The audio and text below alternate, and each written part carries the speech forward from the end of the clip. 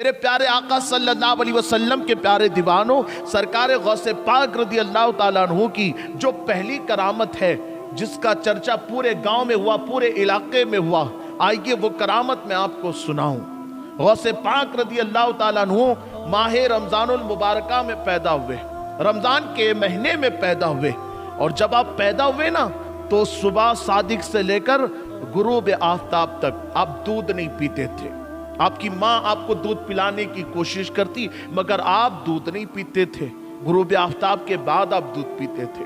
ماں حیران ہو گئی کہ آخر میرا بیٹا دودھ کیوں نہیں پیتا ہوگا؟ شاید سورج کی روشنی کی وجہ سے نہیں پیتا ہوگا۔ وہ گھبرا گئی اور پھر اپنے شوہر سے بات کی، حضرت ابو صالح سے کہا کہ بچہ دودھ نہیں پیتا اور غروب آفتاب کے بعد دودھ پیتا ہے۔ تو حضرت ابو صالح مسکرائے اور فرمایا، میرا یہ چھوٹا سا بچہ ہے نا، روزے رکھتا ہے۔ یہ غوث پاک کی شان ہے۔ لوگ بڑے ہو کر کے روزہ رکھ نہیں پاتے، لیکن غوث پاک پیدائشی روزے دار ہیں۔ پیدا ہوئے تب بھی روزوں کو ترک نہیں کیا، بلکہ بچپن میں روزے رکھا، اور روزے رکھ کر کے بتا دیا کہ جس کے بچپن کی یہ شان ہو، اس کی جوانی اور بزرگی کی شان کا عالم کیا ہوگا، آپ خود اندازہ لگائیں۔ تو حضرت ابو صالح نے جب یہ کہا اپنی بیوی سے کہ یہ روزے رکھتا ہے، تو حضرت ام الخیر فاطمہ بہت تعجب میں پڑ گئی، اتنی چھوٹی عمر میں یہ روزے رکھتا ہے۔ تو حضرت ابو صالح نے فرمایا، اس میں تعجب کی کوئی بات نہیں ہے، اس میں تعجب کی کوئی بات نہیں ہے۔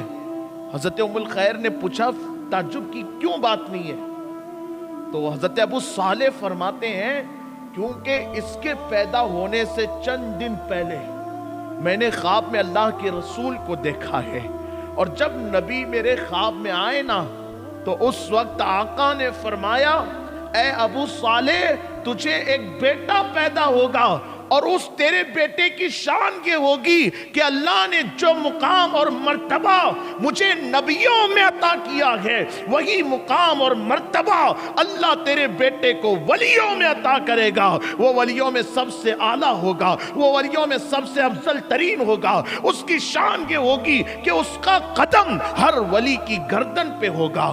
تو یہ آقا نے پہلے ہی مجھے خواب میں بشارت دی تھی کہ جو تیرے گھر بچہ ہوگا اس کی شان یہ جدا ہوگی، اس کی شان یہ نرالی ہوگی۔ اس طرح حضرت ابو صالح نے اپنے بیٹے کی شان اپنی بیوی کے سامنے بیان کی، اور پھر آپ کو پتہ ہے یہ جو دودھ نہ پینے کی کرامت پورے گاؤں میں، پورے علاقے میں مشہور ہو گئی کہ ابو صالح کے گھر جو بچہ پیدا ہوا ہے وہ ماہ رمضان میں صبح صادق سے لے کر غروب آفتاب تک دودھ نہیں پیتا۔ یہ بات پورے علاقے میں مشہور ہو گئی۔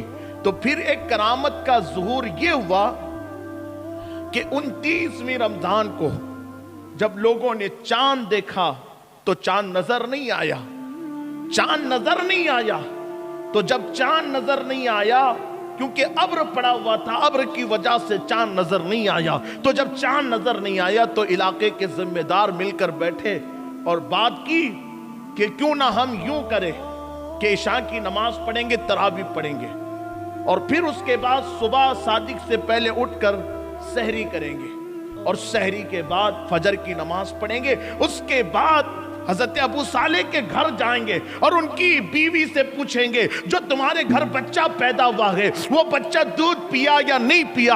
اگر ان کی ماں کہے کہ میرا بچہ دودھ پی چکا ہے تو ہم اپنے روزوں کو چھوڑ دیں گے اور عید کی نماز کا اعلان کر دیں گے، اور اگر ان کی ماں کہے کہ میرے بچے نے دودھ نہیں پیا تو پھر ہم اپنے روزوں کو مکمل کریں گے۔